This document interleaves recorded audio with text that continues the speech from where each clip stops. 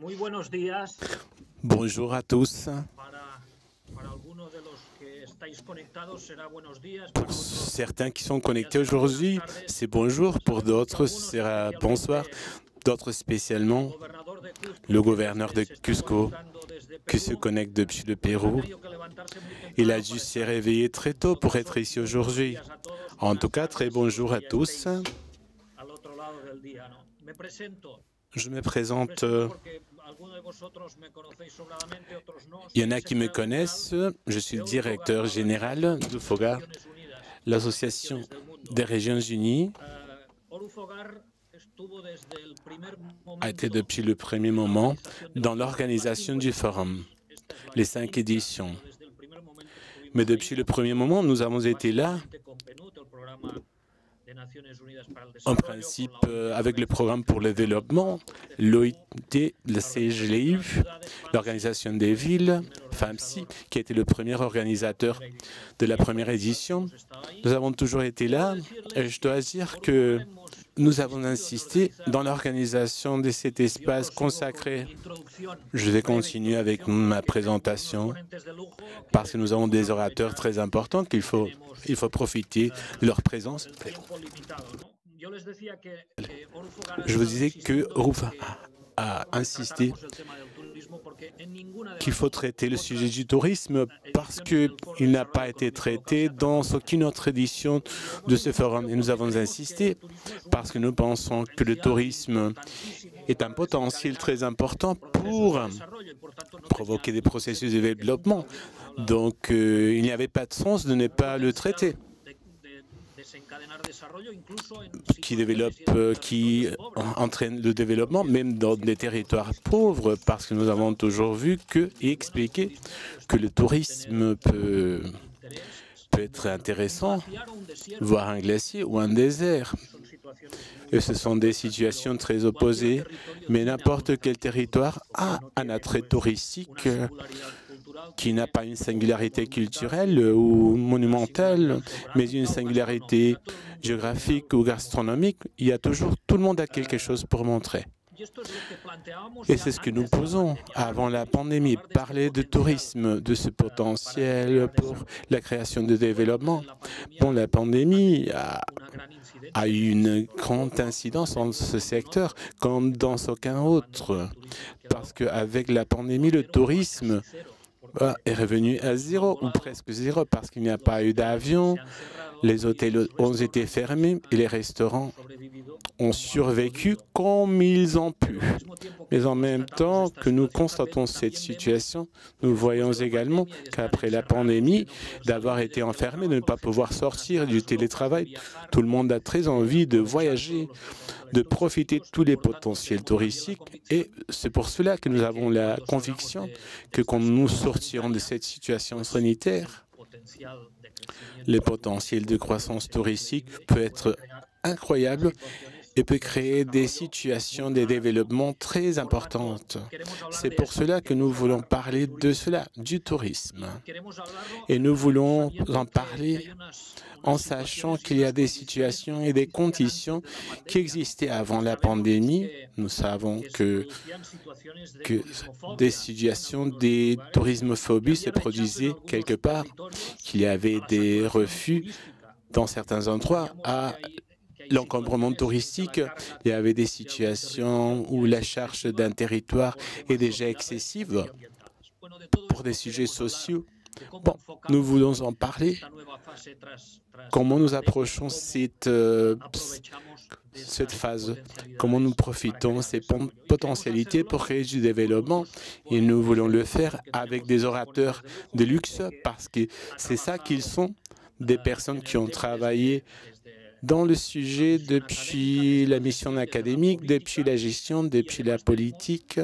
Et nous avons également, entre nos orateurs, certains responsables des destins touristiques de la plus grande taille, non seulement régionale, mais aussi mondiale. C'est pour cette raison que je vais leur donner la parole et je vais les présenter un à un. Parce qu'il faut faire une petite introduction de tous, parce qu'ils ont tous beaucoup d'explications à ces sujets. Le premier orateur est un maire de l'Afrique du Sud, concrètement de la ville King Sabaka. C'est M. Goodman Nayiko. Il a une trajectoire politique très importante. Il a été membre du Congrès national africain. Il a lutté contre l'apartheid à son moment en Afrique, mais il a été également une personne très engagée dans le développement communautaire dans son territoire, dans sa ville et dans sa province. Il est très pertinent de lui demander comment il fait face à la possibilité du développement touristique dans sa ville et dans sa province. Monsieur le maire, j'espère que la traduction fonctionnera maintenant et je vous donne la parole.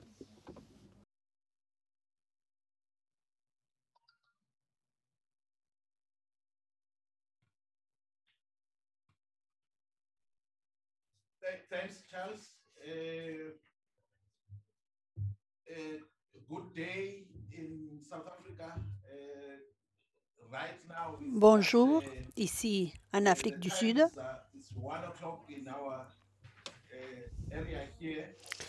Il est 1 heure de l'après-midi.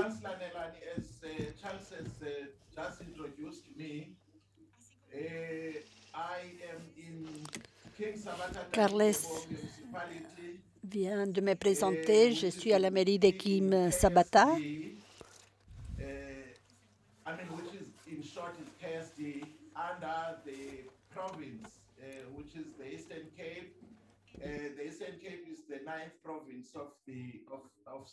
Qui se trouve dans la province d'Inskadenseng en Afrique du Sud.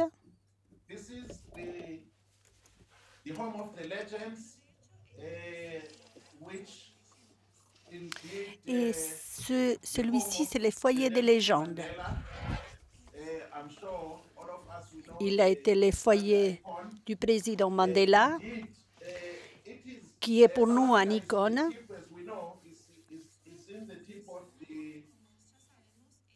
Comme nous le savons, l'Afrique du Sud, c'est la pointe de l'Afrique.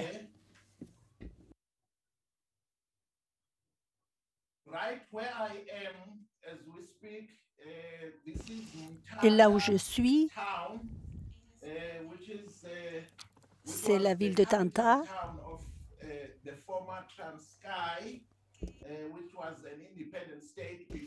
qui était la capitale de l'État précédent, de l'État d'avant, indépendant, qui était formé par Berlin, France, en 1984. C'était le foyer de Mandela. Il est né ici.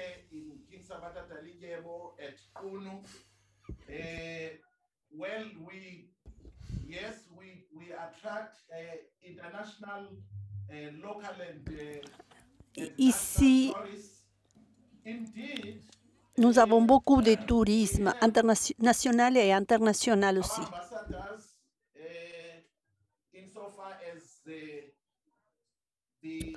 Nous avons des ambassadeurs.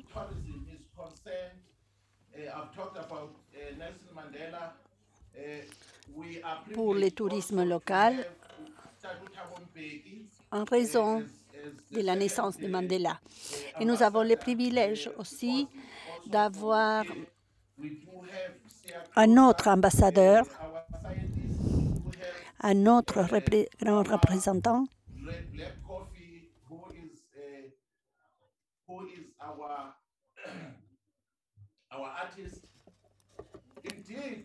c'était un grand artiste.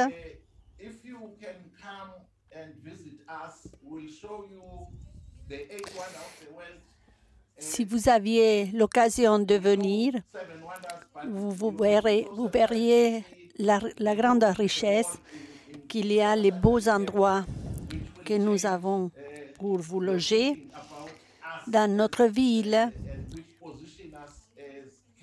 qui va sûrement changer vos pensées, les pensées que vous aviez peut-être avant.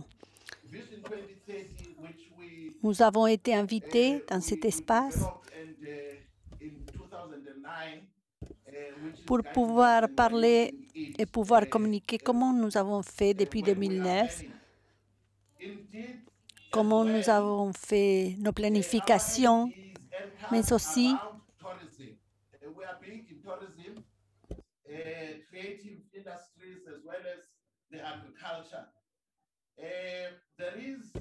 nous avons travaillé sur différents projets en ajoutant d'activités pour la population, pour l'agriculture. Nous avons toujours le besoin d'améliorer l'infrastructure. Il y a un engagement depuis le gouvernement provincial pour avoir des investissements et les convertir en d'autres améliorations pour l'infrastructure de notre territoire. Beaucoup de mairies, beaucoup de localités, Paris pour le développement de l'agriculture,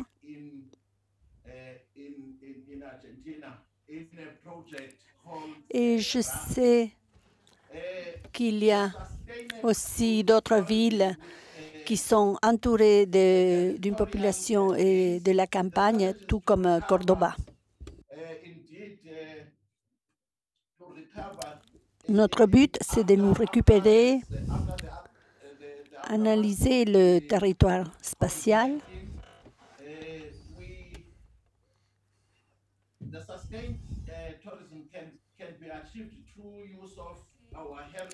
et nous pensons que le tourisme durable peut se faire en réglant beaucoup de procès municipaux qui prennent l'avantage de nos très beaux paysages.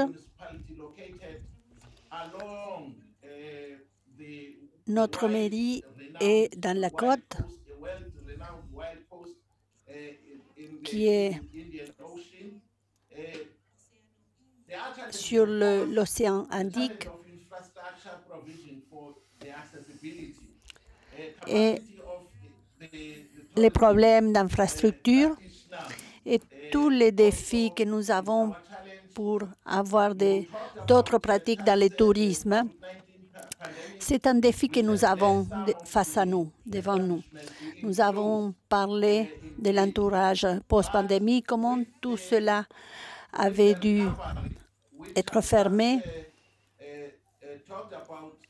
mais avec la récupération, avec les investissements dont j'avais déjà parlé, qui ont été faits par le gouvernement provincial, que c'est de plusieurs qui peuvent être faits sur nos côtes.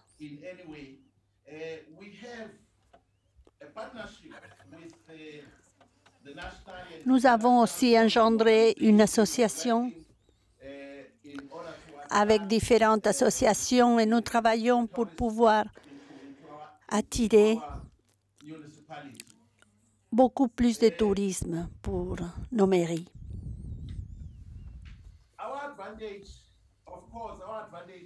is the fact that we do have the land. The land is available.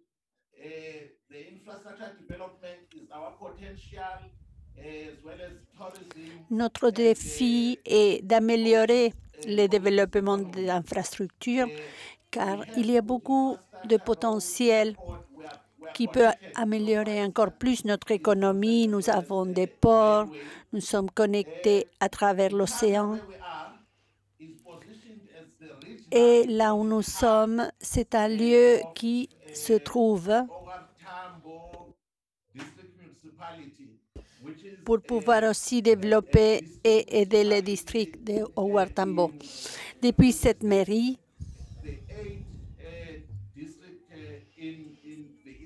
c'est le 8e district dans la province de Eastern Cape. Nous avons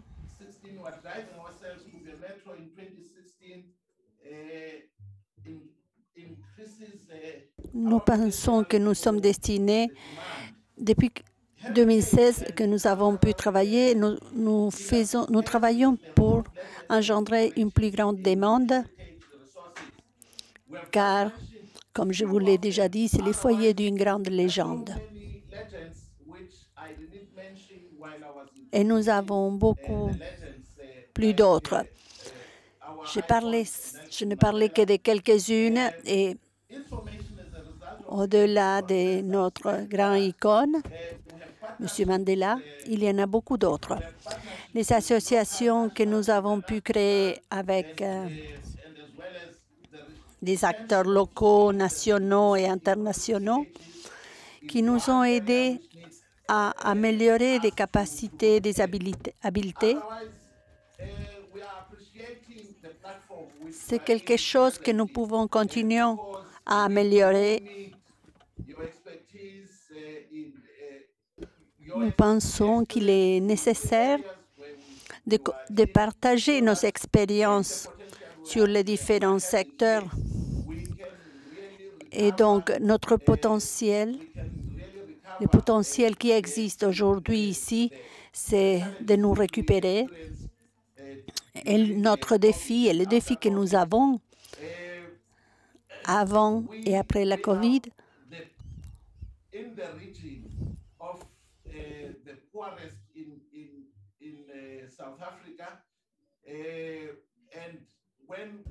c'est de pouvoir atteindre les personnes les plus pauvres d'Afrique du Sud. Quand on parle du flot, du manque de travail qui affecte 50% de notre pays, fait que cette situation soit encore plus difficile à changer.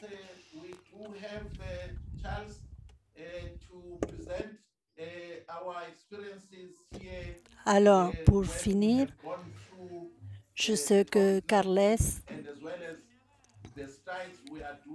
parlait toujours des coûts qui nous ont porté préjudice pour nous récupérer après la COVID et comment cela a affecté tout le monde de différentes manières. Après le confinement, nous expérimentons aussi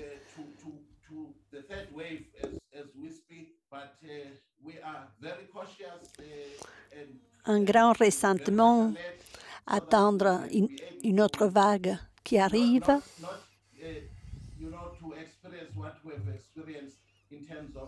Et il est important de travailler pour pouvoir parler non seulement de ce qui nous affecte économiquement. Alors, merci, Carles, pour ta présentation. Merci beaucoup, le maire. Clarifier que votre territoire a des grands attraits et nous avons eu très envie de les visiter. Mais maintenant, nous devons donner la parole à Francisco Martin, le directeur général du tourisme d'un pays, non pas d'une région, du mairie, d'un pays, du Cap-Vert. Un pays où nous sommes retrouvés au 4e Forum de développement global. Donc, nous connaissons très bien, plusieurs d'entre nous connaissons très bien ces territoires. Et là, nous avons pu vérifier les difficultés d'un pays. Dans certains territoires, pour eux, le développement agricole et d'élevage est difficile à cause de la sécheresse qu'ils subissent maintenant. Leur placement dans la carte internationale entraîne des difficultés aussi pour le développement. Mais le Cap-Vert est un pays d'un attrait touristique énorme, un attrait touristique que tous les experts coïncident à dire qui n'a pas atteint sa maturité. Mais nous allons entendre Francisco Martins pour qu'il nous explique comment ils font face à ces défis dans cette époque après Covid. Francisco, c'est à vous. Merci beaucoup à tous. Je ne sais pas si je suis en train de parler en espagnol ou en portugnol. Je ne sais pas quelle est la langue la plus appropriée. En tout cas, j'ai une présentation.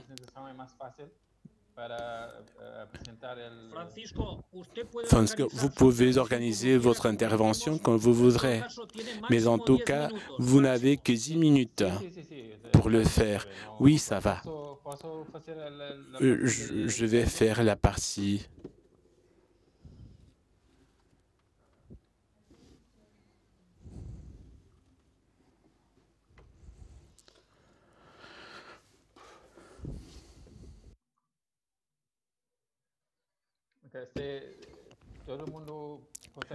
Est-ce que tout le monde peut voir? Oui, oui, oui. Merci.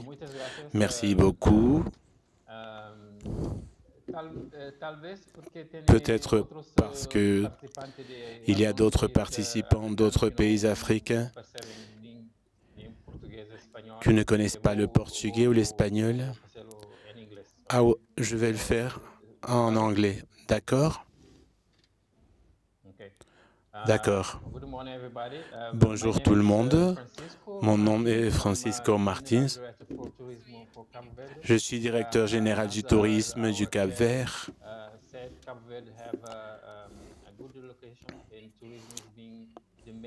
Le tourisme est le centre principal du Cap-Vert. Pendant des années, il a été un endroit spécial pour le tourisme, pour ces personnes qui ne savent pas où se trouve notre pays. Je vous le montre sur la carte. Le nom est République du Cap-Vert et nous sommes à l'ouest de l'Afrique. Nous sommes 580 000 habitants dans ce pays et nous avons un tourisme qui s'étend vers l'Europe quant au transport. Nous avons 4 aéroports internationaux et sur 4 îles. Les attraits les plus importants sont liés à la stabilité sociale, les incentives avec les impôts. Et beaucoup de pays peuvent entrer dans notre pays, comme les États-Unis, le Brésil, la Russie. Leurs ressortissants peuvent visiter notre pays pendant un mois sans besoin de visa. Nous avons également à Cidade Verde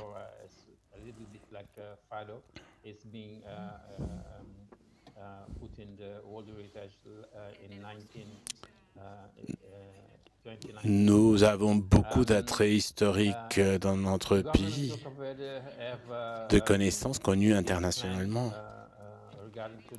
Je vais vous montrer la planification associée au développement durable. Le gouvernement a choisi le tourisme comme l'un des piliers centraux de l'économie. Pour les prochaines 5 années, comme vous le savez, la communauté a été réélue au mois d'avril dernier et elle a repris par le même gouvernement, la même administration. Par rapport à l'impact de la pandémie sur le tourisme au Cap-Vert, en 2020, nous avons perdu plus de 70% du tourisme qui venait à notre pays à cause de la pandémie. Le marché principal pour nous, malheureusement, comme je l'ai déjà mentionné,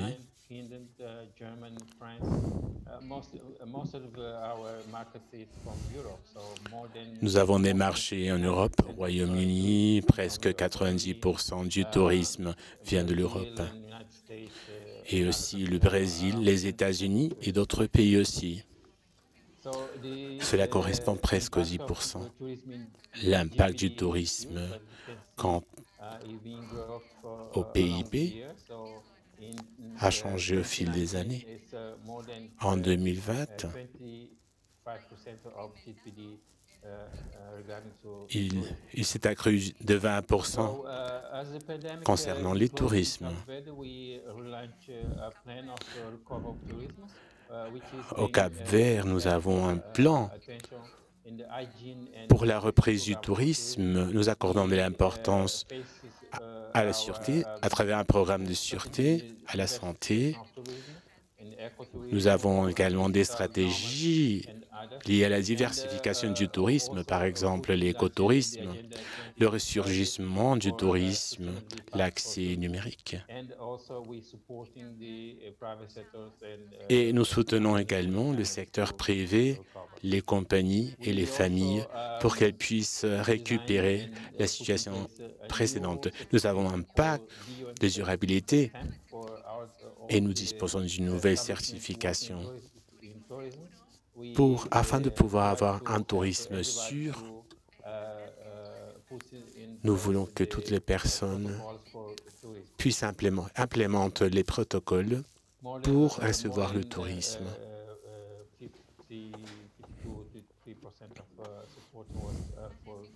Plus de 52% des personnes ont reçu un soutien dans ce sens. Le gouvernement est clé dans le relancement de l'investissement privé, la génération des postes de travail est comme un inducteur de la croissance de l'économie. Vous savez que l'économie s'est recentrée sur une nouvelle dimension.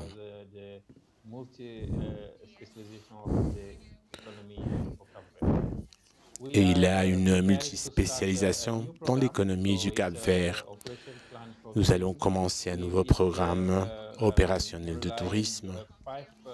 Nous faisons confiance en 5 segments.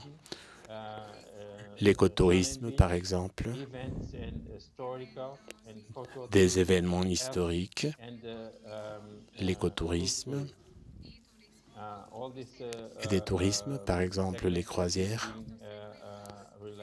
Tous ces segments dépendent de cette durabilité et de ce soutien. Ce sont les 50 secteurs des produits, comme par exemple les achats, les événements, les sports et tout ce qu'on peut faire sur les plages. Nous avons rédigé une stratégie et notre format de communication. Comme vous pouvez le voir, le tourisme actuellement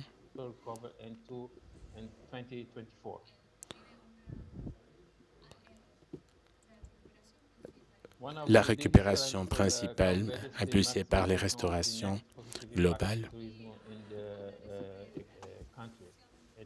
Maintenant, je vais parler sur l'impact positif né à travers la création des postes de travail décents, la réduction de la pauvreté, l'amélioration des conditions de vie et la qualité des genres, l'égalité entre les sexes, un développement équilibré régional et de durabilité quant à l'économie, l'environnement, le domaine social et culturel, la sécurité et la paix. Je voudrais vous montrer cette vidéo.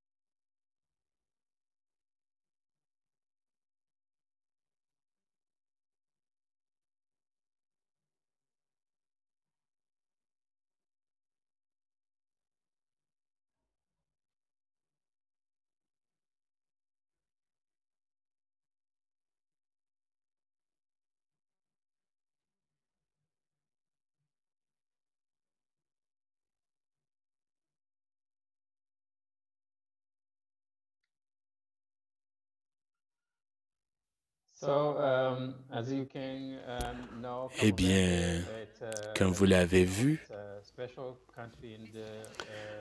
Nous avons un pays vraiment très spécial. Notre région est spéciale, notre placement dans le monde est spécial. Et nous voulons le retour, nous souhaitons le retour du tourisme. Nous avons des planifications en jeu et 70% de la population a déjà reçu le vaccin. Cela correspond au minimum pour avoir la possibilité de recommencer à travailler. Je vous remercie de m'avoir permis de partager cet espace avec vous et je suis prêt à répondre à vos questions. Merci. Directeur, nous avons pu regarder votre vidéo. Quelqu'un dit que ces vidéoconférences sont artificielles, mais non, elles sont naturelles comme la vie même, avec les mêmes problèmes de la vie. Nous avons pu voir les images, mais nous n'avons pas pu entendre les sons. Ce sont les problèmes des transmissions en direct. Nous avons vu les images. Maintenant, nous allons changer complètement géographiquement, faire un saut, et nous allons passer d'un côté de l'Atlantique vers l'autre, et nous allons donner la parole à Gustavo Adrián, qui est le gouverneur d'un territoire argentin appelé la Terre du Feu, l'Antarctique et les îles de l'Atlantique Sud. Ici, tout le monde a présenté les attraits de leur pays et j'imagine que la fin du monde en a aussi. J'invite le gouverneur à nous expliquer un peu ses réflexions de comment nous pouvons faire face à cette situation après Covid et comment nous profitons de ces attraits touristiques de chaque pays. Gouverneur, c'est à vous. Bonjour, Carles. Merci à tous ceux qui nous ont invités, qui nous permettent de participer. Comme vous le disiez, la province de la Terre du Feu est bien au sud de notre pays, de l'Argentine, bien au sud de la Patagonie. Notre province a trois axes principaux de développement économique, les hydrocarburants, l'industrie technologique et le tourisme. La Terre du Feu, de même que tous les autres endroits, c'est un très beau endroit, mais il est situé dans un endroit stratégique bien au sud où la cordillère des Andes unit la mer. C'est la fin de notre île où il y a des lacs, des forêts, la côte, la mer. Le tourisme, c'est un axe important et il ordonne dans la question économique, sociale, pour la génération d'emplois. La Terre du Feu et Ushuaïa surtout vivent du tourisme. Pour nous, c'est donc une situation d'espoir.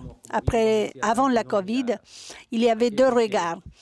Ceux qui encouragent, qui vivent le tourisme et qui le sentent comme une partie de leur développement. Une autre partie de la population ressent que le tourisme ne leur laisse rien et que cette activité économique ne leur touchait pas. Et ils voyaient cela de loin en tant que citoyens de la province. Mais la pandémie, malheureusement, je dois le dire, il a montré à tout le monde, en raison de son absence, que quand elle est présente, elle baigne tout le monde, mais quand elle n'est pas là, elle affecte tous. Nous avons perdu la totalité du tourisme étranger, des croisières, la totalité du tourisme étranger qui venait aussi par voie aérienne ou par voie terrestre. Et c'est à ce moment-là que tous ceux qui ne sentaient pas qu'ils faisaient partie de cette activité économique, ils ont vu que, bien au contraire, ils l'étaient. Et on a vu que cet axe ordonnateur le touchait aussi. Ceux qui ont des commerces, ceux qui vont des choses pour la construction, du matériel pour la construction, tout cela ne bouge pas.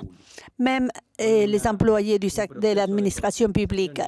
C'est un processus de conscientisation, c'est très douloureux, mais qui est très utile pour nous, parce que cette situation nous fait nous repenser en tant que communauté prestataire de services touristiques.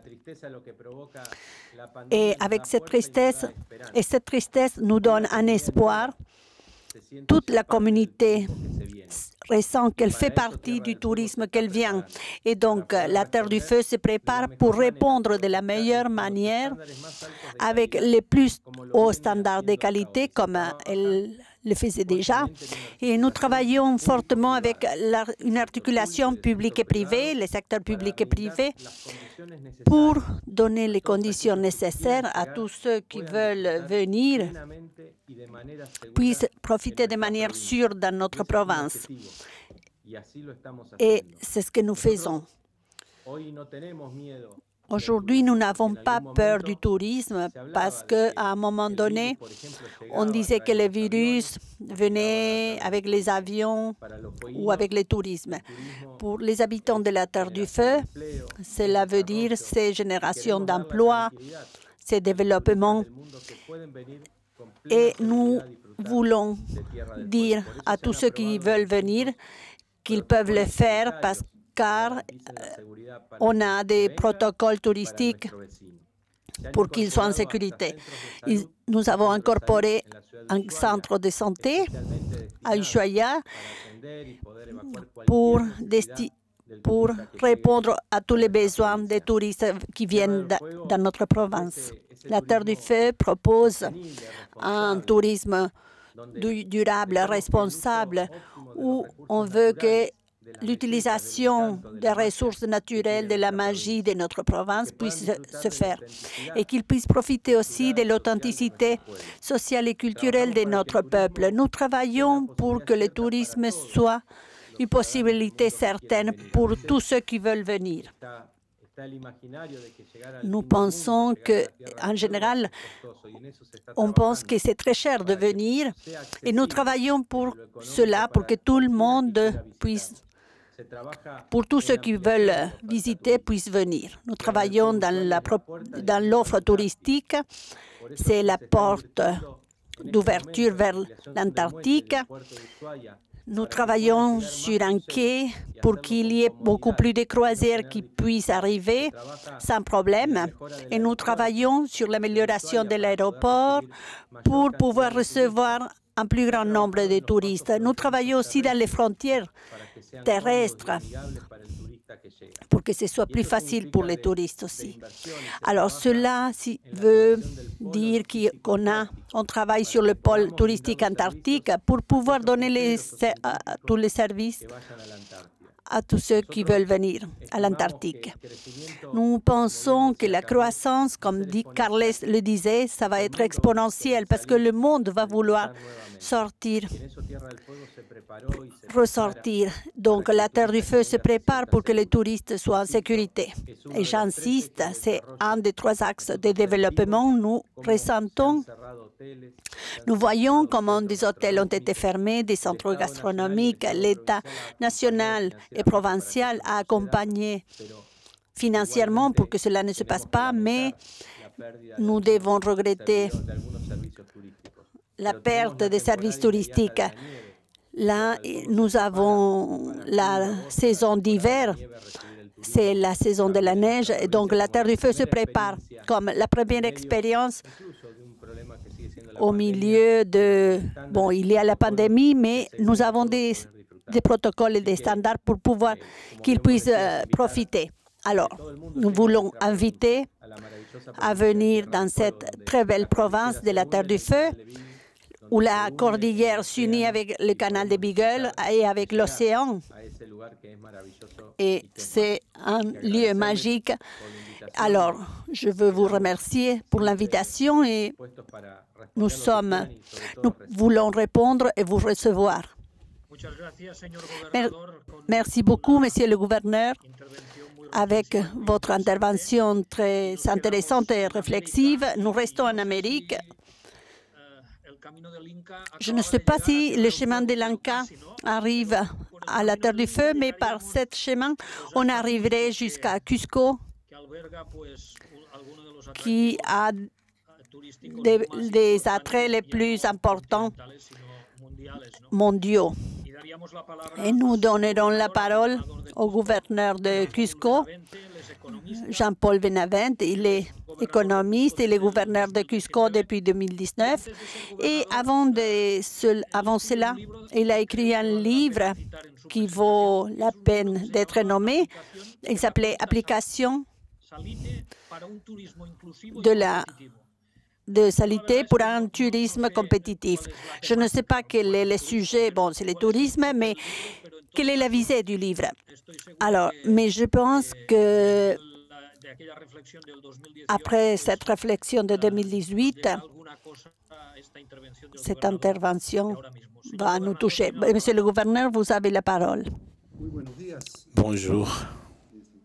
Depuis Cusco vers le monde, je vous dis bonjour. Pour certains, il est peut-être bonsoir. En effet, nous sommes très inquiets par l'impact que cette pandémie a eu au niveau global sur une industrie si importante pour ma région, Cusco.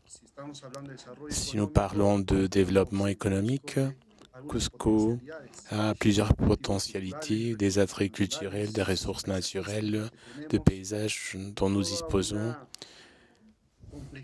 et toute une complexité d'activités entrepreneuriales, des attraits touristiques qui sont à la disposition du monde.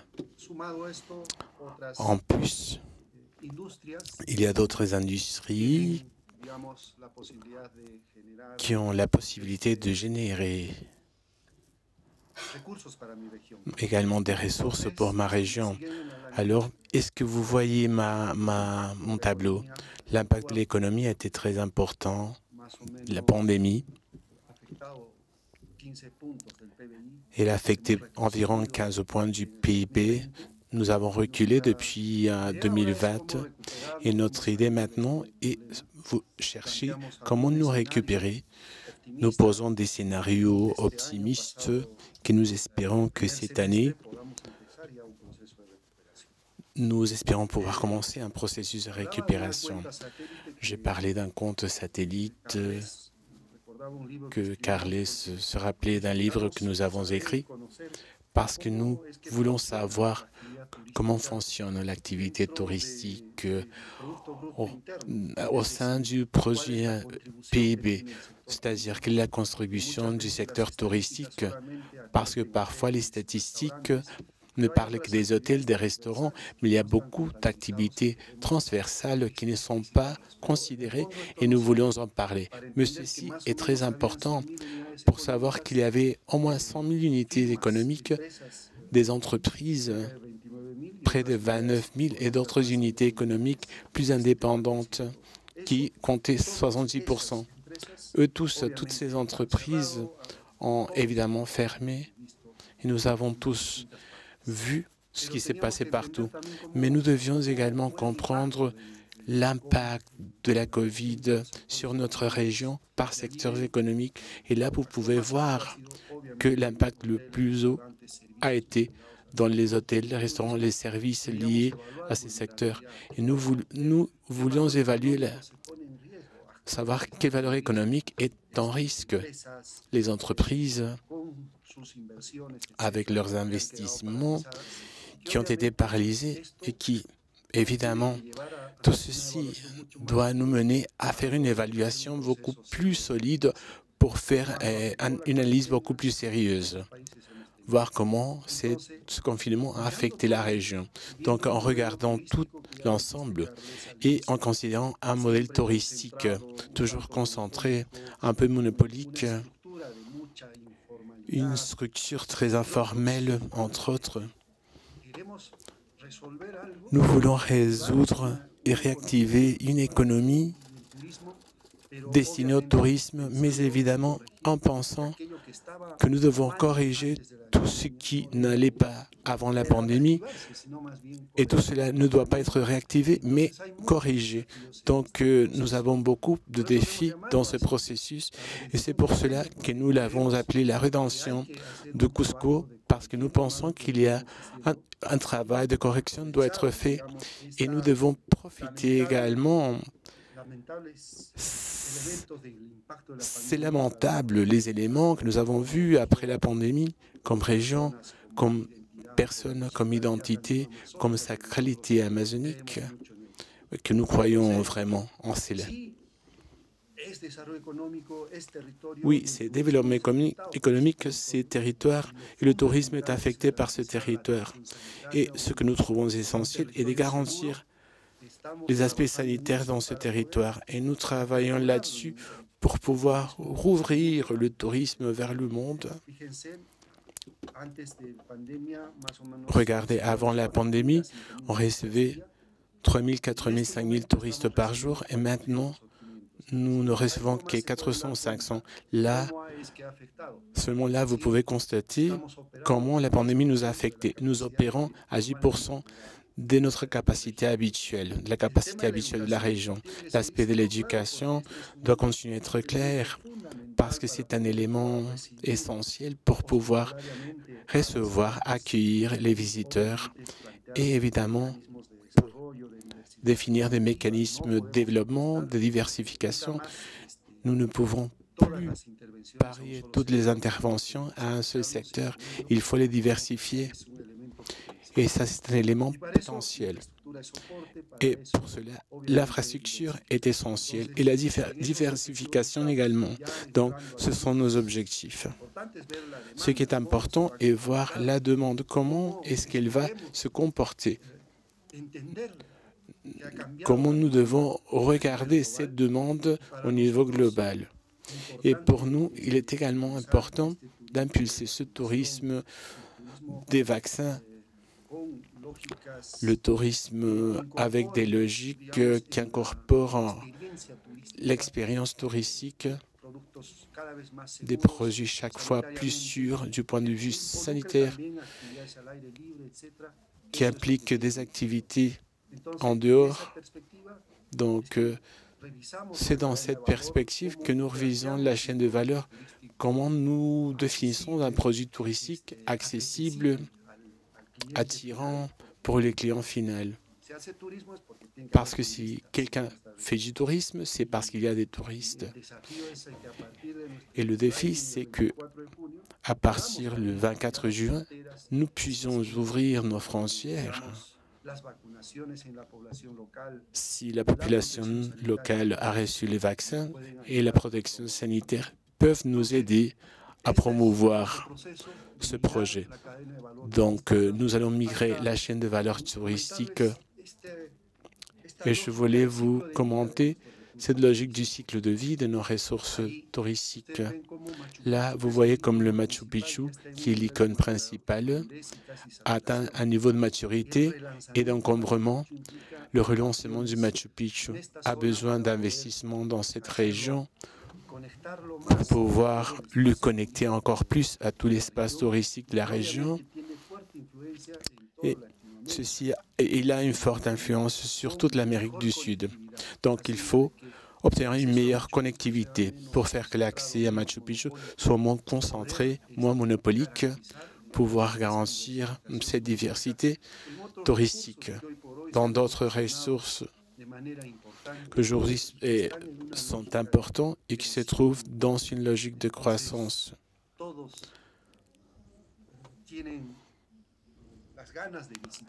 Alors, nous savons que tout le monde a envie de visiter notre montagne aux 7 couleurs, visiter Humantay, un lac bleu sur la cordillère même. Ce sont des choses qui ont trouvé leur place avec l'impulsion autour de Machu Picchu. Et tout ceci doit être protégé. Et c'est pour cela que nous développons un travail dans toute la région pour convoquer les tourismes, contention, renforcement et récupération. Ce sont les points que nous travaillons dans nos plans de la rédemption de Cusco. Des plans qui tiennent compte des infrastructures et de l'amélioration des conditions de connectivité pour nos touristes, mais aussi l'amélioration des services pour satisfaire à nos touristes. Donc, ce sont les éléments fondamentaux de notre travail depuis le point de vue institutionnel, du point de vue de la demande de développement touristique et de diversification. Et c'est pour cela que nous avons impulsé avec beaucoup de force Safe Travels, où nous engageons les entrepreneurs de manière articulée. Je crois que ça, c'est le message que nous devons tous prendre, le gouvernement national, le gouvernement régional, dont je suis chargé, les entrepreneurs, les mairies. Tout le monde doit travailler ensemble pour établir des protocoles sanitaires de biosanté, pour protéger surtout la population locale, mais qui ouvrent les portes aux touristes. Donc, voilà nos montagnes aux couleurs, nos principaux attraits touristiques. Je crois qu'il est important et pour respecter les 10 minutes, c'est ici où nous vous attendons. Bienvenue au Cusco. Merci. Merci, Monsieur le gouverneur. À ceux qui ont participé de ces forums, les 2 autres jours, les jours précédents, celui-ci, c'est le 3e. Bon, vous diriez, dans cette colloque, dans cette table ronde, il n'y a pas de femmes. Mais non, bien sûr qu'il y en a. Il y en a 2 femmes qui vont participer. Et vous vous demandez, un seul exposant argentin? Non, il va y en avoir 3. Parce que les 2 femmes qui vont venir, toutes les 2 sont argentines. La première, Marcela Petrantonio, c'est la secrétaire exécutive du réseau Mercoville, Mercociudades. On a parlé de comment on fait la récupération touristique dans 2 autres régions et on y arrive. Vous pouvez parler depuis cette condition, mais vous pouvez le parler aussi comme experte en distribution territoriale et aussi du rapport entre l'urbain et le rural. Vous avez la parole, madame.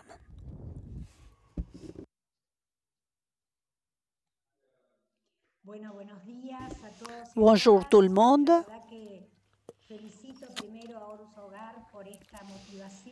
Je félicite pour cette motivation d'incorporer ce panneau dans ces forums d'une très grande qualité. Et je vous félicite parce que c'est vrai que l'activité touristique, qu'aujourd'hui, l'activité touristique doit être conçue depuis un réseau très large. Parce que qu'est-ce qu'on dit quand on parle de tourisme? Dans ce temps où je vais vous accompagner, je vais vous montrer que nous avons travaillé sur des concepts que l'on croit qui sont très importants. Dans ce domaine, vous savez que Mercoville, c'est un réseau où il y a 120 millions d'habitants qui sont réunis de 10 pays d'Amérique latine et où 400 villes discutent et faisons un débat et travaillons sur des politiques régionales. Et depuis cet espace, depuis ce collectif de villes, il y a des considérations, des conceptions que j'aimerais vous communiquer, partager avec vous. La première est, comme le président mondial du tourisme le dit, évidemment, cette crise sanitaire qui est devenue une crise économique globale doit être prise comme une opportunité. Et cette opportunité, c'est de repenser tous ces concepts de tourisme. Qu'est-ce que nous entendons par activité touristique? Une activité plus résiliente, plus inclusive, plus durable, Quand on parle de tourisme, on ne peut pas parler que de la logistique de la destination. On le fait surtout comme un phénomène territorial complexe. Aujourd'hui, parler de tourisme territorial, où non seulement le territoire se prépare et travaille pour recevoir des visiteurs occasionnels, alors parler que des questions liées, comme on le faisait avant, et même avant la pandémie, on voyait des questions où le tourisme d'expertise, on cherchait un tourisme d'expertise, un tourisme rural lié à la nature.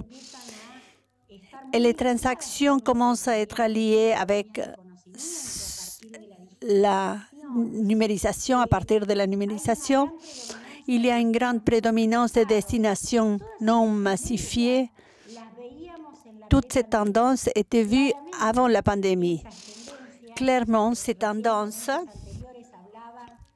d'autres expositeurs en parlaient tout à l'heure, cela va commencer à se complexifier, on voit dans cette nouvelle étape. Comme vous les voyez dans ce graphique que nous avons fait, nous avons pensé sur l'importance de proposer un tourisme soutenable. Je ne veux pas mettre sous débat parce qu'on ne va pas avoir le temps de le faire. Quand on parle de tourisme soutenable, on parle de la complexité, non pas seulement du concept, non pas le voir à partir du point de vue économique. C'est Clermont n'est pas seulement une industrie, c'est quelque chose qui dynamise plusieurs autres activités qui vont avoir des répercussions sociales, environnementales, culturelles, sur d'autres choses. C'est un phénomène qui passe par le socio-culturel, mais il passe aussi, bien sûr, par l'économique. Et tous ces concepts nous amènent à voir. J'appartiens à la ville de Tandil et cette ville a mis un slogan, le fondamental de la gestion associée. Dans cette nouvelle étape que nous traversons après cette pandémie, il faut penser à des tables où il y ait un consensus entre le public et le privé. Dans notre cas, et comme exemple, nous avons pu travailler, nous travaillons encore pour le développement de ce secteur dans les domaines de l'Institut mixte de tourisme de Tandil, un domaine où le public, le privé travaillent sur les domaines d'intervention. Nous travaillons avec l'université, avec l'accord, ce qu'on appelle l'accord du bicentenaire. C'est un espace qui prépare autour des projets pour les 200 ans qui va avoir la ville en 2023. Et l'un de ces projets, c'est la marque Tandil.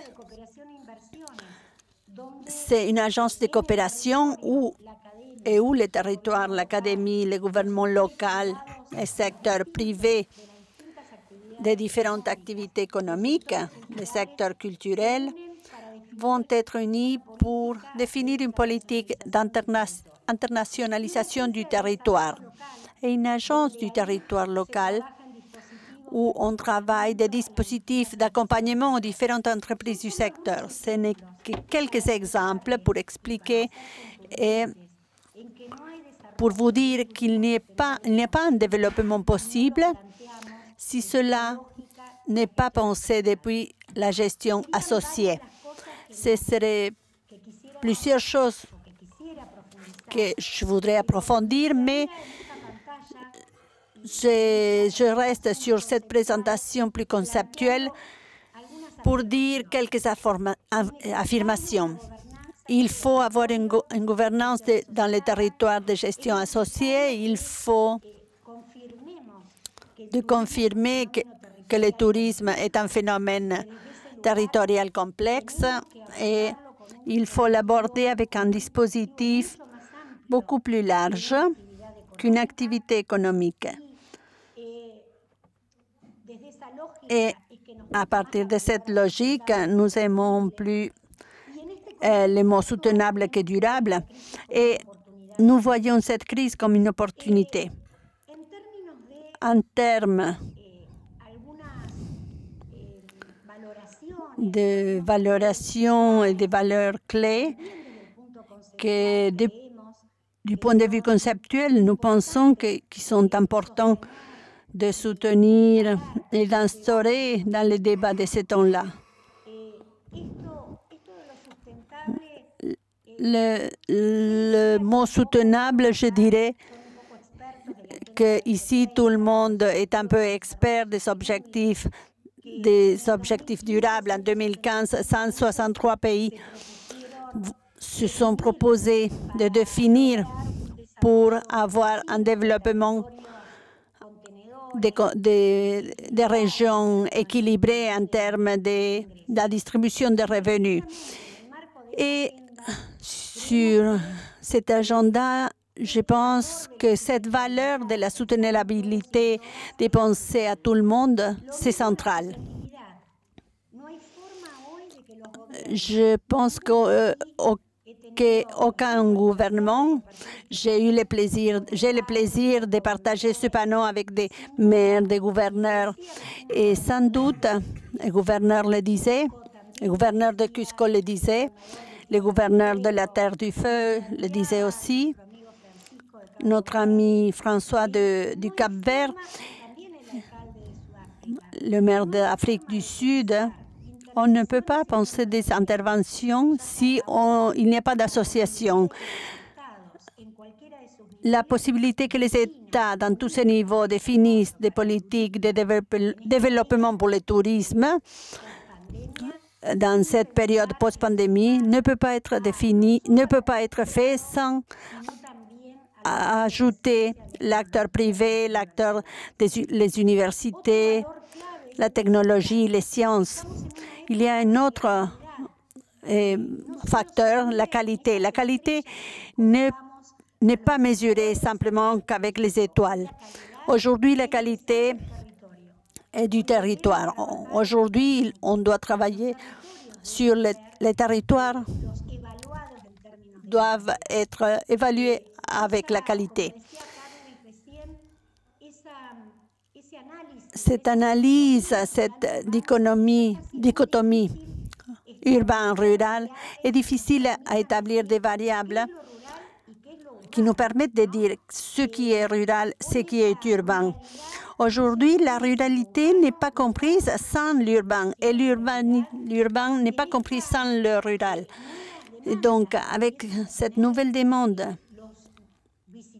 qui ont les visiteurs, tous ceux qui visitent nos territoires,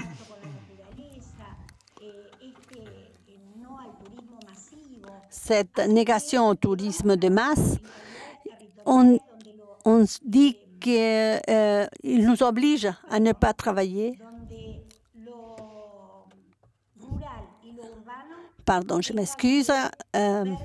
Alors, l'urbain et le rural doivent être vus comme un ensemble. Un autre concept, c'est l'innovation. Aujourd'hui, il faut penser à des territoires avec une grande incorporation de ce qu'on appelle la connaissance.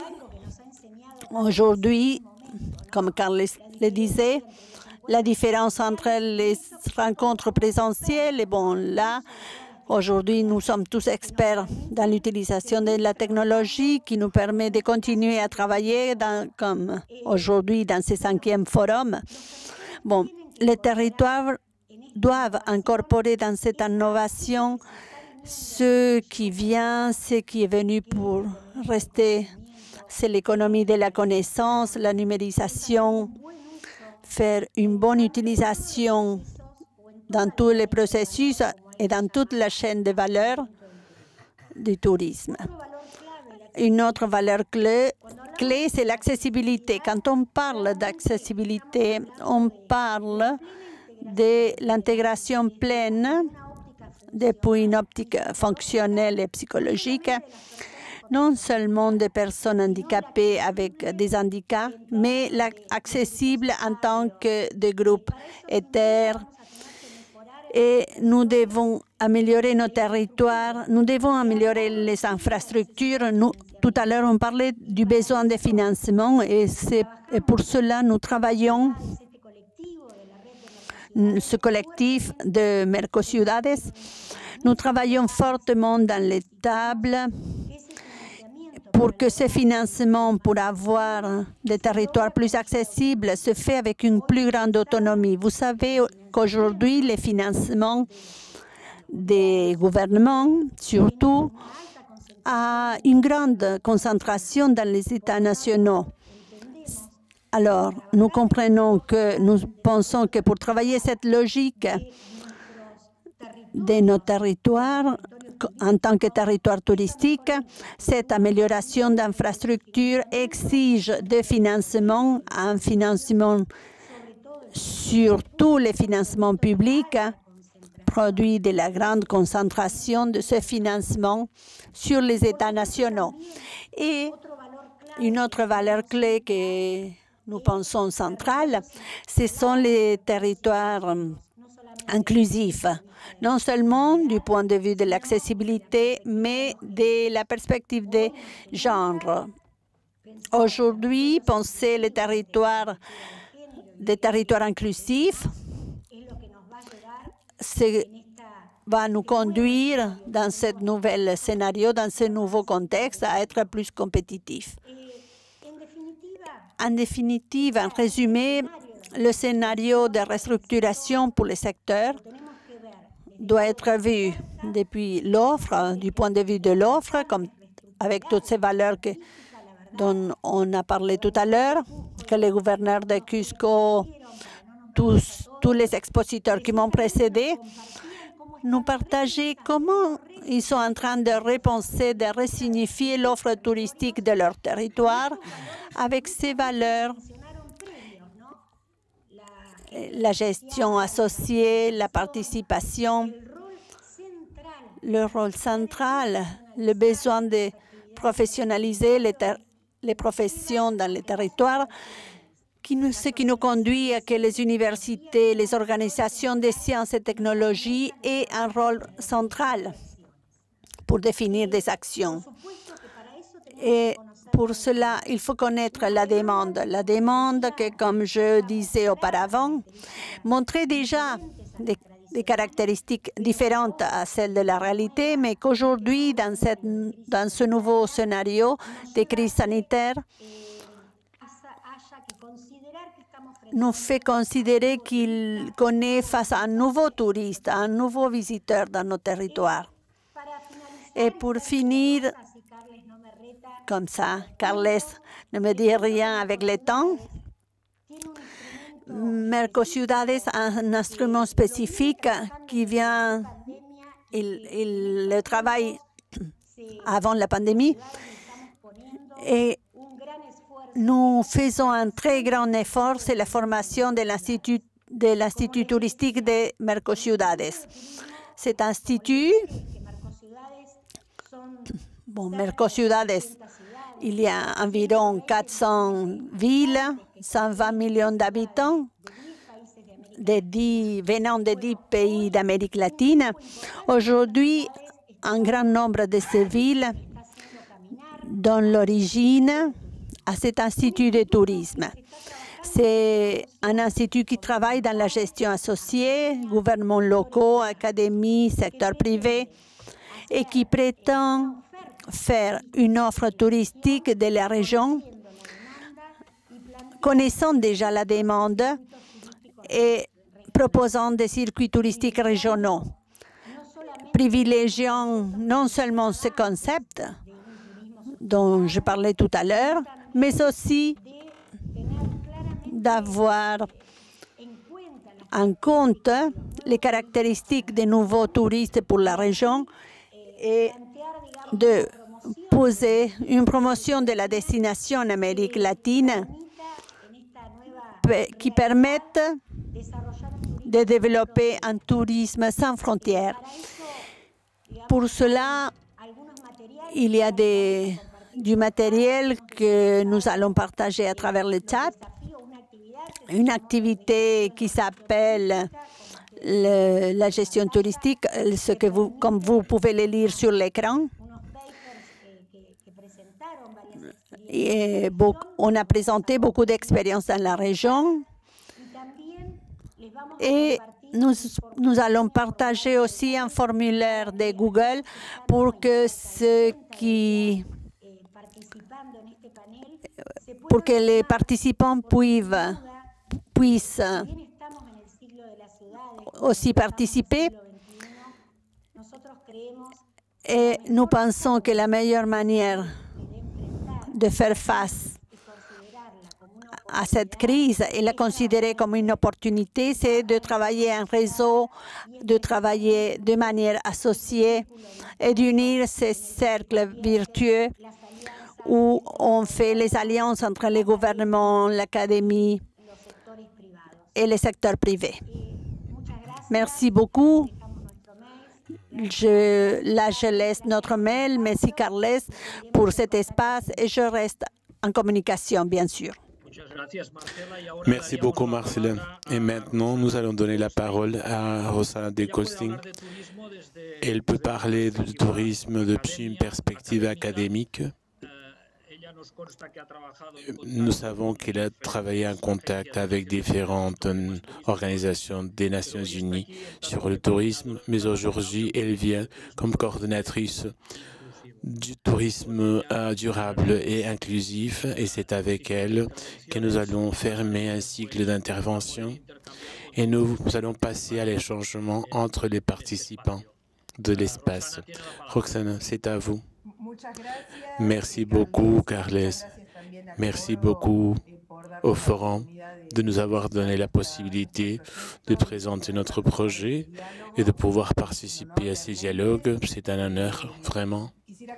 Je voudrais confirmer, est-ce que vous voyez la présentation? Oui, nous la voyons. Parfait. Donc, je vais commencer avec ma projection pour que cela résulte plus agréable. D'accord.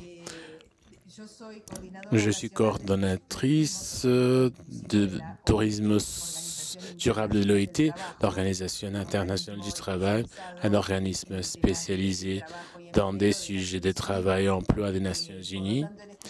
Donc, dans ce projet de tourisme, nous regardons spécialement l'emploi, le travail et la génération de postes de travail de manière durable dans le monde du travail, non seulement l'emploi formel.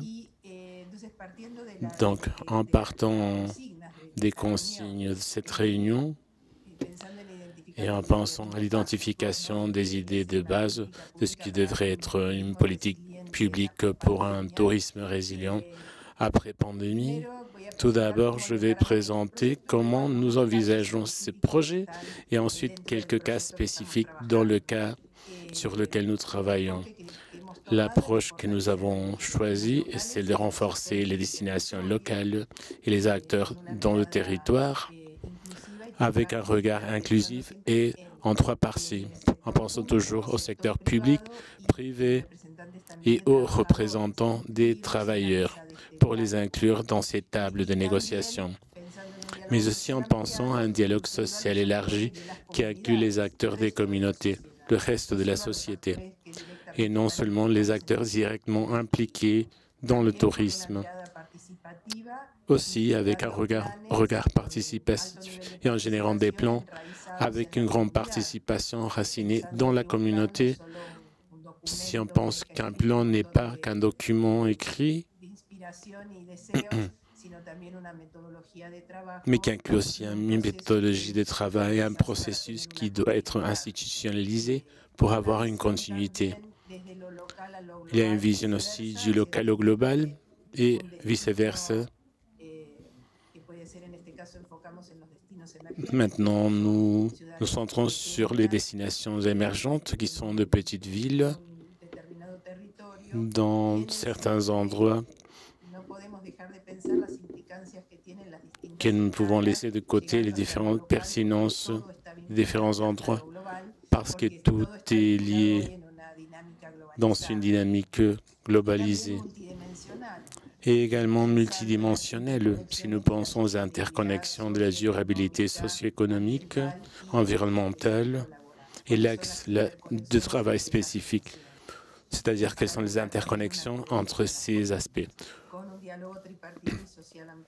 avec un dialogue de 3 parties et social. Dans le cas de ce projet, nous l'abordons avec l'un des axes de travail qui est spécifiquement centré sur les destinations sélectionnées par le ministère du Tourisme de l'Argentine, Libertador General San Martín, dans la province de Jujuy, Soberbio, Misiones, le Chaltén, en Santa Cruz. Et les abordages que, depuis une assistance technique de l'OIT pour l'amélioration des politiques sectorielles du tourisme, en pensant à la consolidation d'un tourisme durable qui puisse avoir des impacts de développement sur les communautés. Donc, le tourisme comme un moteur de développement. Et nous abordons la formation des administrateurs publics comme du secteur privé et des représentants des travailleurs, la production des connaissances à travers des recherches diagnostiques et les différents outils dont nous disposons pour la prise de décision, la création des capacités institutionnelles à travers la production des plans de développement et des rétablissements de récupération du tourisme, durable et inclusif, les micro-régions, la zone d'influence où se développe le tourisme, comme un plan que nous avons adopté de manière formelle et une méthodologie de travail, et aussi le renforcement du dialogue à travers les tables de négociation, le dialogue de 3 parties qui inclut les 3 acteurs de dialogue de 3 parties, gouvernement, représentants du secteur privé et représentants des travailleurs, et le dialogue social élargi avec tous les acteurs de la communauté.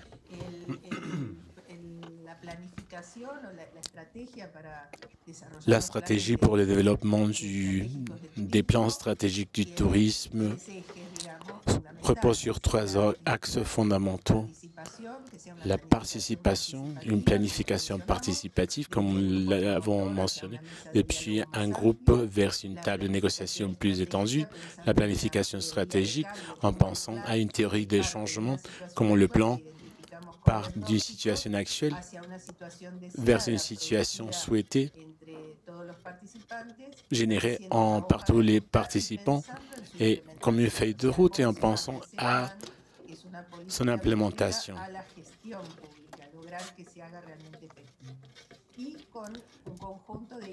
Et finalement, un ensemble d'idées de force, je ne sais pas si vous le voyez bien, qui inclut beaucoup de concepts que nous avons déjà mentionnés, qui sont les points de départ pour la construction d'une vision et puis pour la transférer aux axes de travail. Le travail décent lié aux conditions d'emploi, de développement au travail, la sécurité sociale, passer d'une grande informalité vers un travail formel, que ce soit dans une situation d'emploi, mais aussi pour les travailleurs indépendants qui développent leurs activités dans la chaîne de valeur touristique, qui devraient également avancer vers une normalisation et un plus grand degré de conformité pour assurer la qualité. Nous pensons également à la société, à la sécurité sociale et du travail. Aujourd'hui, l'idée de reconstruction est importante. Nous devons également penser aux problèmes environnementaux auxquels nous pensions avant la pandémie, mais aussi pendant la pandémie. Donc, nous avons besoin de sécurité pour les touristes et les habitants, et une sécurité environnementale face au changement climatique. une durabilité dans les 3 dimensions, l'inclusion de tous les secteurs, ceux de la chaîne de valeur comme avec les touristes.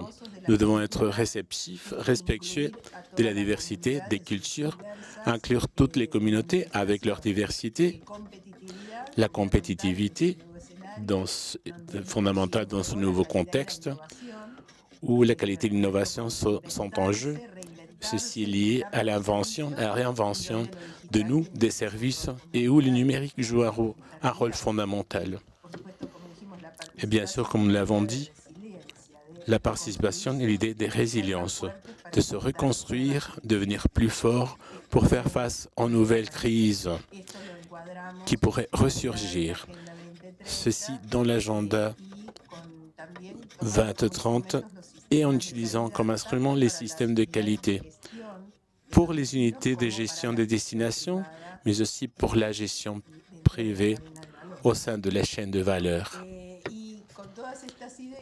Avec toutes ces idées, nous prenons comme exemple, qui faisait partie de la consigne également pour aujourd'hui, nous utilisons comme un concept que nous pensons qui réunit toutes les idées, le développement comme destination de tourisme, senderos de largo recorrido.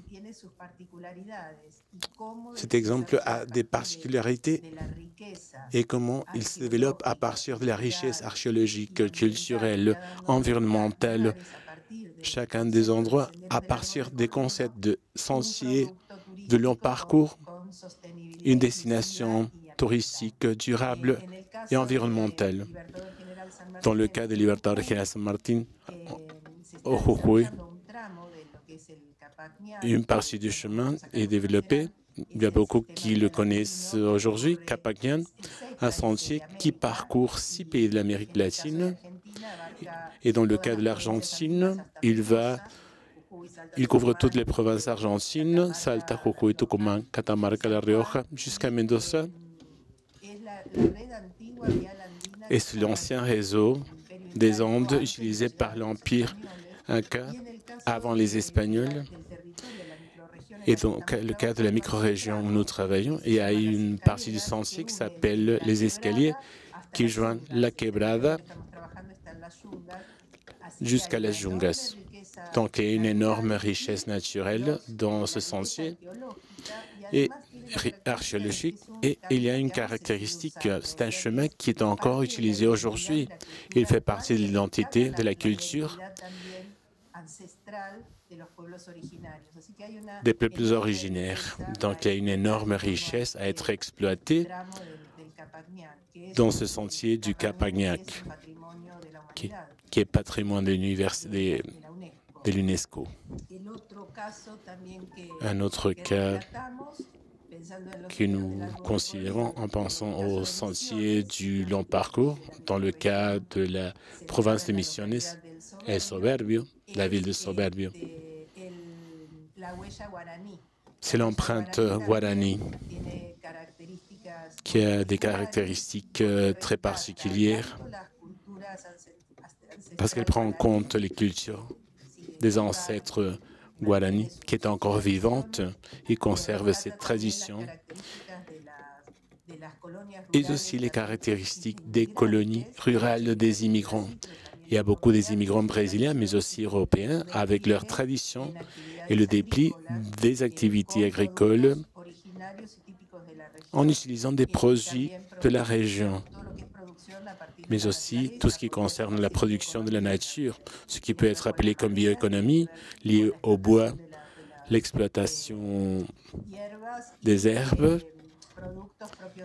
et des produits autochtones, et qui devrait être fait de manière durable également, et qui se trouve dans la réserve également près aux Altos del Mocona, qui est un attrait touristique très important, qui a également la caractéristique d'être une aire protégée, des réserves pour la préservation de la nature et des zones privées. Donc la gouvernance de cette micro-région est assez complexe. Et l'une des caractéristiques, c'est notre tourisme, le tourisme culturel et le tourisme de la nature. C'est un type de tourisme qu'il faut élargir. Et finalement, dans le cas del Chaltén, sentier du long parcours lié à l'activité de trekking et de montanisme. Le Chaltén se trouve dans la province de Santa Cruz. C'est une ville créée au sein du parc Los Glaciares. C'est une zone urbaine qui se trouve insérée dans le parc. Et c'est également la capitale nationale du trekking en Argentine, un endroit merveilleux avec des paysages naturels incroyables, les montagnes, les glaciers. C'est fabuleux. C'est un attrait international. C'est une ville avec un pourcentage international très important qui vient spécialement à connaître cette région éloignée et particulière. Et c'est une zone très accessible pour faire du trekking et pour arriver au glacier, ce qui n'arrive pas ailleurs dans le monde. Ici, on peut même marcher sur les glaciers, donc l'accès est facile et il ne requiert pas d'entraînement spécial ou capacité de haute montagne, ce qui le rend très attrayant. Donc ce type de sentier a une autre caractéristique liée au tourisme d'aventure, au tourisme actif, à la différence des autres sentiers qui ont leur particularité. Comme conclusion, quels sont les défis que nous voyons pour le tourisme durable et comment nous devons les aborder dans le cas d'Argentine et de ces trois destinations? Les défis de gouvernance multiniveau, multisectoriel et multi-acteurs, du point de vue institutionnel et social et collectif, pour obtenir une administration associée et les axes de travail avec lesquels nous travaillons et les outils dont nous disposons de politiques publiques. Depuis la Nation, il y a un plan fédéral stratégique de tourisme durable avec plusieurs éditions de mise à jour à partir de la loi nationale du tourisme en 2005.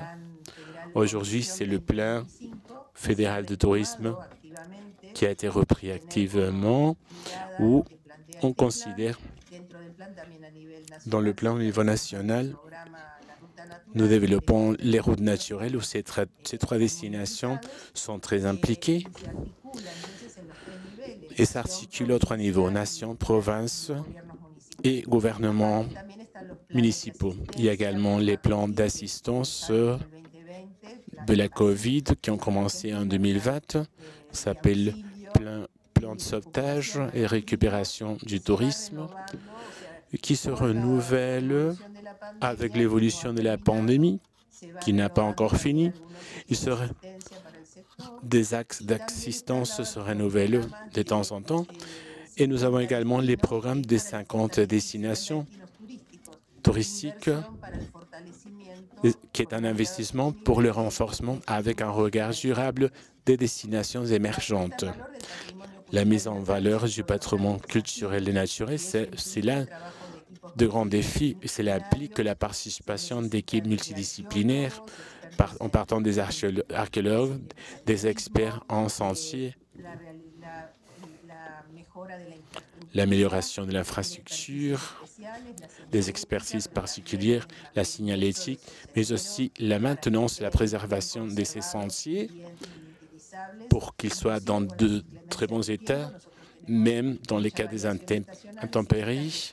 Nous avons des changements climatiques très abrupts et ces endroits subissent des changements, des variations climatiques extrêmes. Donc, une maintenance quotidienne périodique est nécessaire pour les maintenir. Et ceci exige des investissements avec des ressources propres, mais aussi avec des financements externes. En ce moment, il y a un programme très important du BID qui fait partie du financement et qui va destinés au développement d'infrastructures touristiques. C'est 50 destinations touristiques émergentes. Et ceci exige de la formation du secteur public, mais aussi privé, pour introduire de nouvelles idées, de nouveaux concepts et penser comment on va le transformer en réalité. Et le dernier défi, c'est comment, à partir d'une ressource, un patrimoine culturel, des ancêtres archéologiques ou naturels, il est possible de le transformer en un attrait touristique, en un projet touristique et à partir de là, une offre touristique réelle pour cette nouvelle réalité, avec une vision durable et inclusive et la priorisation des objectifs, l'alliance entre le public et le privé. Et quand nous parlons de privé, nous parlons également du secteur privé et des travailleurs. C'est un dialogue des trois parties. Je suis désolé. Et l'innovation, bien sûr, et se centrer sur l'idée des qualités, comme cela a été déjà mentionné, qui n'est pas améliorer le service, mais la qualité, penser en question du territoire et en pensant aux trois dimensions environnementales, sociales, du travail, économique et la gouvernance comme l'axe institutionnel qui permet le fonctionnement de tout cela. C'est la quatrième dimension qui rend tout possible. Nous avons les outils, nous avons le système de qualité argentine avec beaucoup d'outils. Il existe des instruments internationaux à travers les normes ISO qui sont peut-être plus ambitieuses et les certifications internationales qu'il est important de créer. C'est important de créer des certifications propres, mais aussi les normes internationales nous montrent des objectifs à atteindre, peut-être une vision à long terme à partir de laquelle pouvoir construire pour nous rapprocher de nos objectifs. Je disais, pour résumer, en revenant, quels sont les problèmes, les axes thématiques auxquels nous faisons face pour cette nouvelle normalité? En pensant les objectifs 8, 12, 14 à partir de l'agenda, qui sont les développements économiques, la production durable, la production et la consommation durable, le soin des mers. C'est ce que le tourisme identifie au début, mais il y a également les villes durables, le soin des aires protégées. Et si nous le plaçons au centre, nous imaginons à partir du tourisme obtenir des objectifs à partir de ces points de développement durable. Pour que le tourisme soit un moteur de développement, nous devons générer de l'inclusion, diminuer la faim, la pauvreté, l'inégalité dans le territoire, des points qui ont augmenté. Nous devons réduire les brèches de genre. Nous devons assurer l'accès à l'eau des villes pour garantir qu'ils soient des endroits sûrs pour le tourisme, mais aussi pour leurs habitants. Nous devons nous devons voir comment faire face au changement climatique.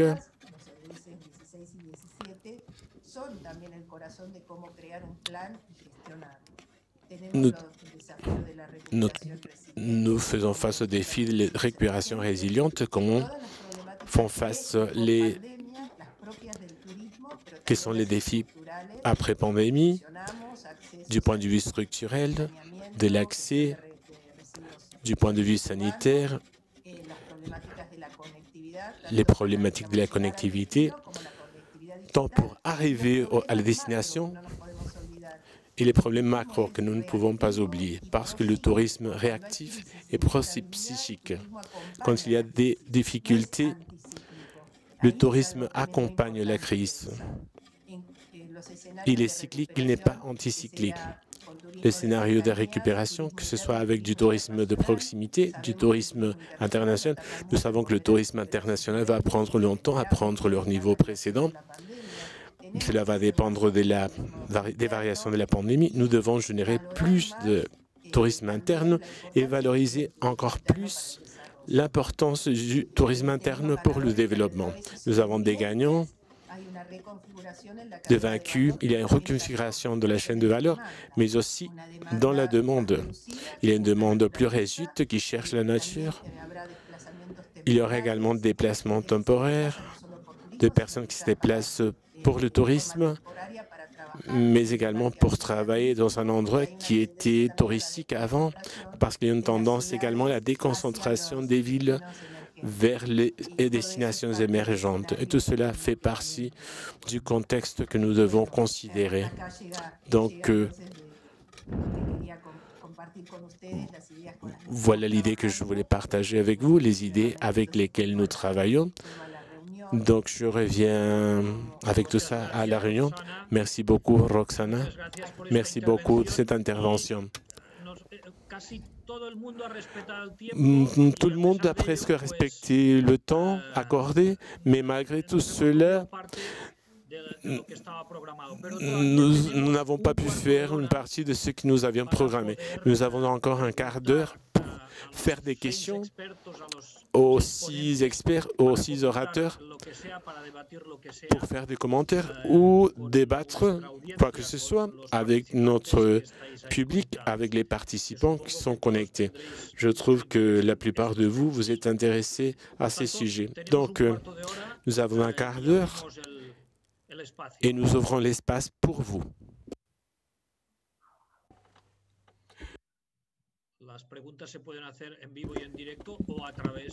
Vous pouvez poser les questions ou vous pouvez les écrire sur le chat. Qui commence?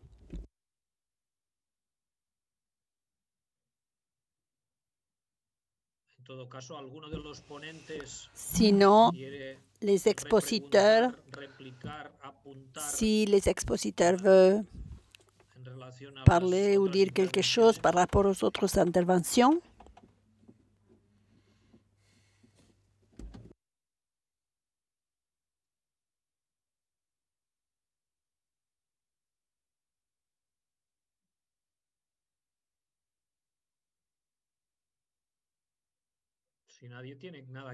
Si vous n'avez rien à dire,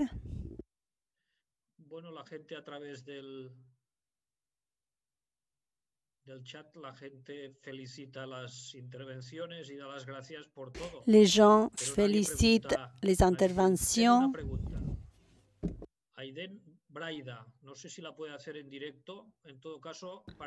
Là, il y a une question. Si on parle de comment faire pour adapter les objectifs aux caractéristiques ou formes endogènes du développement, les 6 expositeurs peuvent y répondre. C'est une question assez large.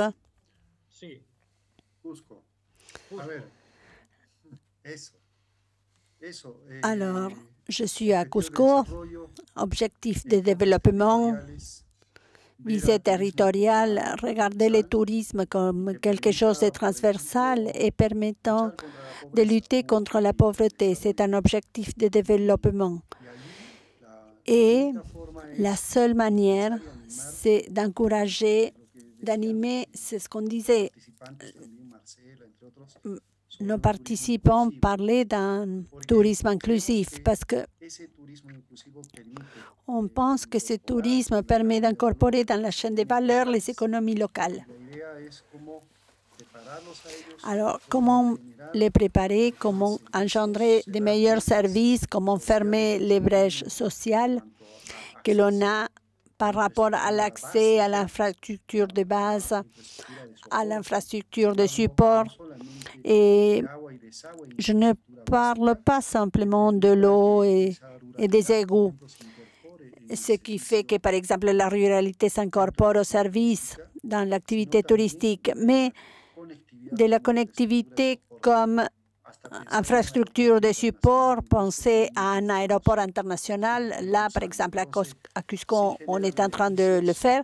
Alors, cela engendre des bénéfices. Notre ami du Ushuaïa parlait sur comment faire que les bénéfices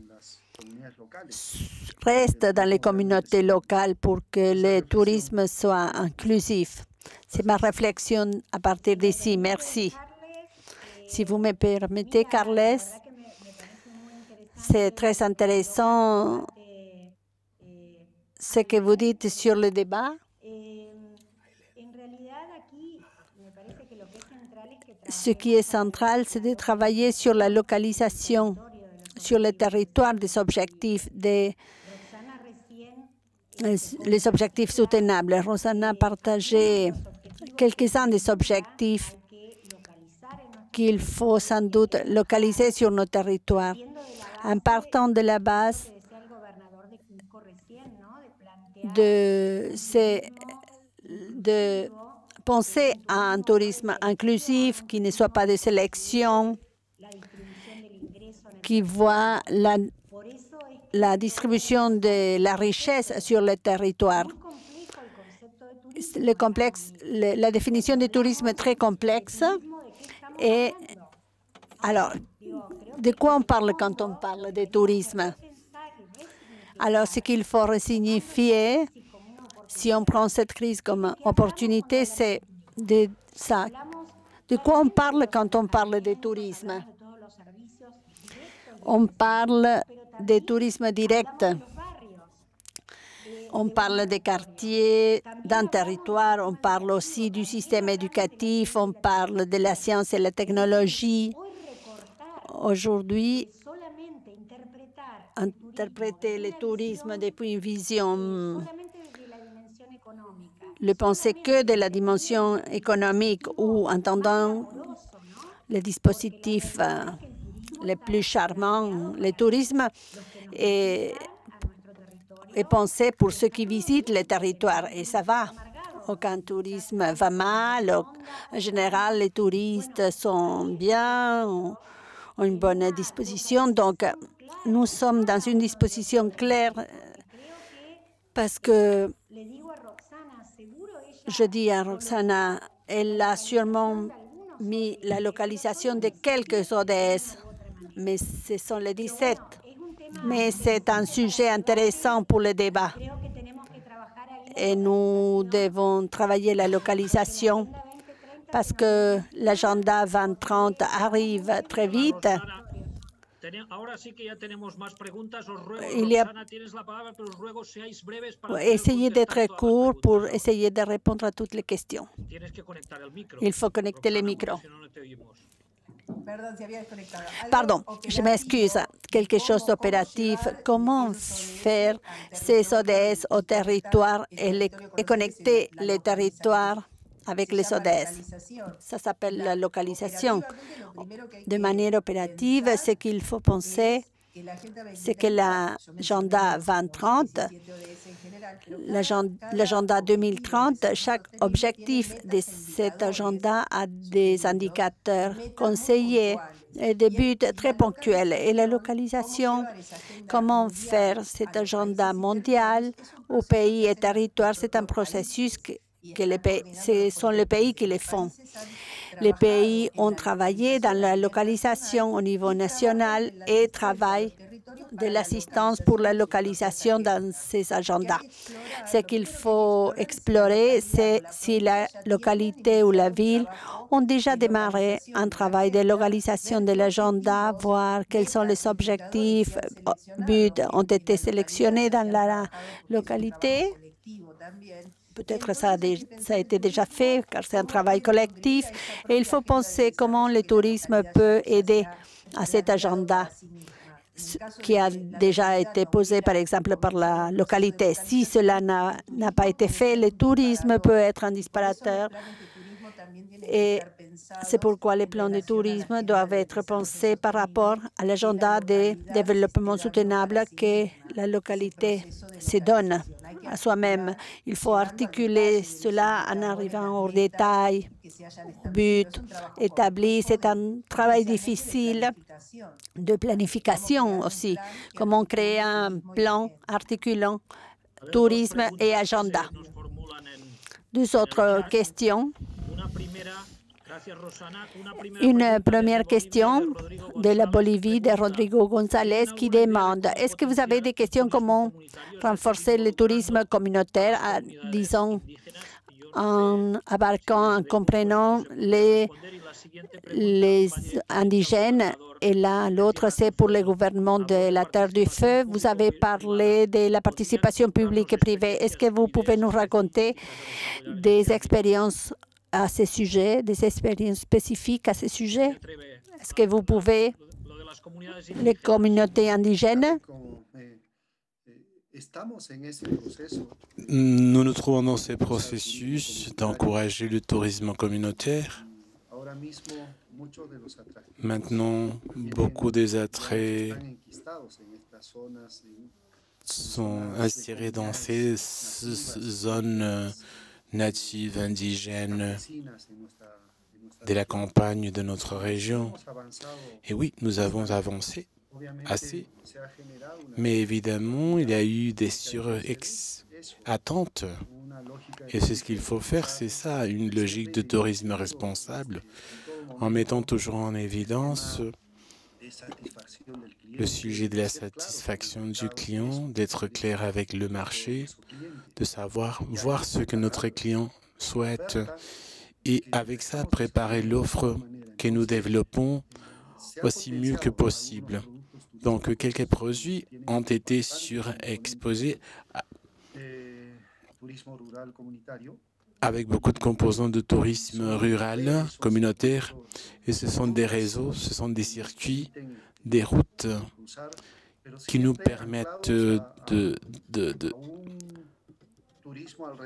mais toujours centré sur un tourisme autour de Machu Picchu comme une icône et qui pourrait être diversifié de la meilleure manière possible.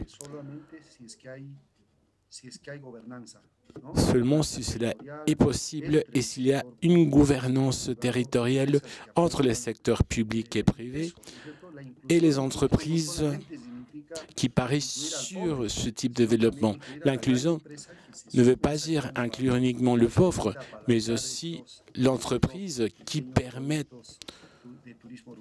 de développer ce type de projets communautaires et ruraux. Si vous me permettez, Carles, pour compléter la réponse, Mercoville travaille dans un programme qui s'appelle de la diversité qu'il y a en toi dans 6 villes de la région. Il n'est pas possible de penser les territoires sans une pensée sur la multiculturalité de ces territoires.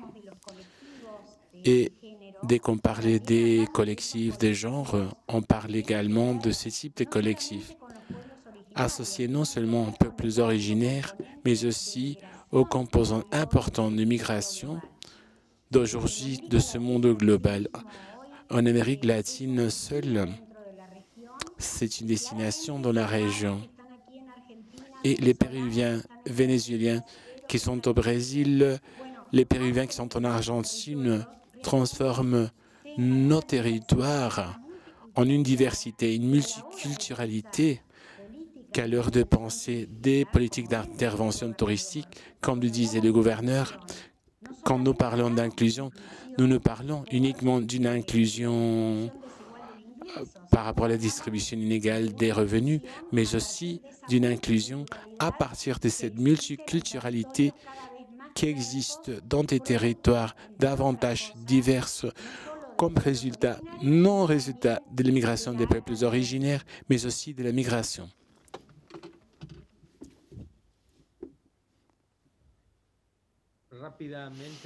Donc, rapidement, Carles, je voudrais donner deux petits exemples. Un centre ski le plus important de la région, la Terre République. Le premier investissement fait d'infrastructures publiques. On a appelé les secteurs privés pour participer. Ils ont participé à beaucoup plus d'infrastructures et avec la gestion. Donc là, il y a eu une importante articulation il y a beaucoup d'années entre les secteurs privés et publics. Et le troisième, c'est celui que nous travaillons maintenant, le pôle logistique antarctique, qui est le centre de fourniture pour les croisières et le transport qui vont à l'Antarctique, qui inclut les terres de l'État, le secteur privé et un consortium d'administration publique et privée. Pour être synthétique, je vous raconte ça. Si vous voulez élargir, je peux vous aider. Mais c'est ce que nous cherchons ici en termes du fait. Merci le gouverneur, merci à tous. 70 personnes qui sont connectées, aux 6 orateurs. Merci beaucoup à vous tous d'avoir participé et d'avoir consacré votre temps à cette conversation et à nous donner ces informations que nous avons partagées. Donc, vous tous les 6, vous avez profité, et ça c'est très bien, vous avez profité pour faire la publicité de vos territoires. Ce n'était pas le but du débat. On allait réfléchir sur le tourisme, mais chacun a profité pour faire de la publicité de son territoire. Mais en tout cas, je crois que vous avez dit des choses très importantes. On a eu la possibilité de réfléchir. Le gouverneur de Cusco a dit qu'il faut corriger des choses après la pandémie. Donc, j'ai noté beaucoup de ces choses qui ont été dites et qui ont été expliquées. Pour nous, il est très clair, selon Marcel, que le tourisme est un sujet territorial. Et à partir de ce point de vue, pour nous les régions, ça c'est très intéressant. Je dois vous dire que cette conversation a été enregistrée. Nous allons faire une très bonne utilisation de cet enregistrement. N'ayez pas peur. Mais en tout cas, je dois vous dire que nous allons essayer de traiter les informations pour arriver à certaines conclusions. Nous allons le faire comme FOGAR, comme Forum des régions, mais aussi dans le cadre du comité international du Forum de développement local. Alors, si vous visitez notre site web, vous allez trouver ces conclusions. Je trouve que l'objectif que nous avions défini, je crois que nous l'avons respecté et je vous remercie tous. Je vous invite à participer du forum qui célèbre déjà l'une des dissertations et qui va continuer pendant toute la journée d'aujourd'hui et qui va recommencer lundi et ensuite mardi. Merci beaucoup à tous et j'espère vous voir dans d'autres espaces en personne. Merci à tous. Au revoir. Merci. Au revoir. Merci à tous de l'opportunité de nous avoir écoutés et d'avoir partagé l'espace. Plaisir. Merci beaucoup.